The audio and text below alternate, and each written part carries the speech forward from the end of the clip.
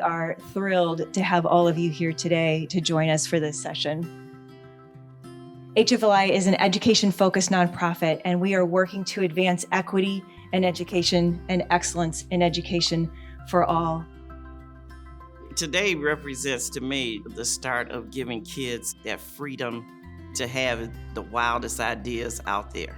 And in design challenges, the way it works is you have to get up, you move, you're posting notes, you're doing all this, you're exchanging ideas.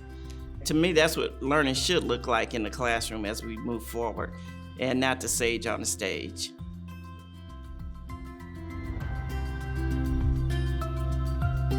I think we really have to change the way we approach education.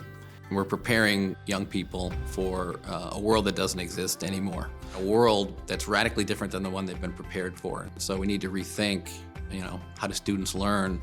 It needs to be project-based, it needs to be relevant, it has to be exploring students' passions. It has to give them the sense of agency, right? A feeling that a student can change their world. And then the tools you need to make that change. Equity in education means to me that regardless of where a kid is born, regardless of what neighborhood they live in, that they have access to every opportunity that they want to have access to. It means that our children and families, regardless of where they live, regardless of what community or school district they're in, have the opportunity to dream their wildest dreams and get the support necessary to achieve those dreams.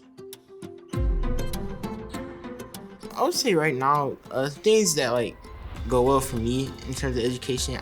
At Southwood Christian, it's a lot of hands-on learning. It's we're getting a lesson taught to us, but we're also doing things we're physically doing things. In our history class, we're doing mock archaeology assignments. So we're excavating things. In our chemistry class, we experiment with dry ice. We put it in water bottles and the water bottles blew up. So that's helping me find out, am I interested in chemistry? Am I interested in maybe being an archaeologist or being a scientist? So just being in school and having the openness to try new things. I'm not just put in a box where I have to just do this, but being able to go outside, maybe my comfort zone, or go outside what I'm used to doing, that's really helping me find out what I want to do. Today, what stands out to me is the power of youth voice. We heard it from the young people who were part of those teams at different tables. They were comfortable saying, this is what I need, this is what I'm not getting. And they were comfortable speaking that truth to the adults at the table. I think we bring different talents, I think we bring different perspectives to the work. But at the end of the day, what I want in Education for Equity is that every student has what they need in order to develop learning that's meaningful for them so that they can pursue the path that they want to pursue.